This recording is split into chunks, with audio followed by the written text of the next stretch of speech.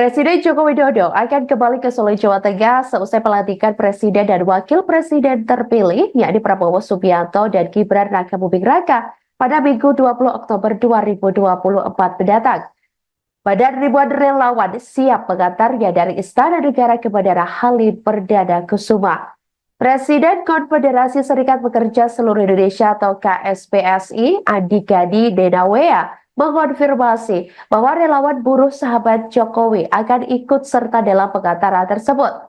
Relawan buruh sahabat Jokowi, Andi Gani menekankan bahwa acara ini diselenggarakan secara spontan oleh berbagai organisasi relawan pendukung Jokowi.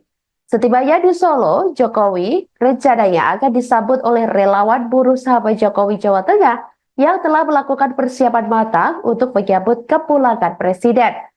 Sebagai pendukung setia Jokowi sejak pemilihan Gubernur DKI Jakarta, Andi Gani mengenang perjalanan mereka bersama, yakni termasuk saat Jokowi berjuang di Pilgub DKI 2012.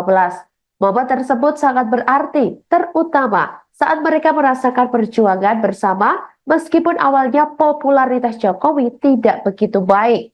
Andi Gani menjelaskan bahwa hubungan mereka sangat khas. Ia juga menceritakan beberapa kenangan berharga seperti saat mereka pergi menonton konser rock bersama. Selain itu, mereka juga mengenang momen Jokowi dengan penuh hormat saat menjemput almarhum Menteri Tenaga Kerja dan Transmigrasi Kabinet Gotong Royong, Jacob Nuawea, di bandara. Hal itu menunjukkan betapa pentingnya hubungan persahabatan keduanya. Dengan dukungan yang solid dari relawan dan kenangan indah yang mengikat, pengantaran Jokowi kali ini diharapkan menjadi momen yang mengesankan dan penuh makna.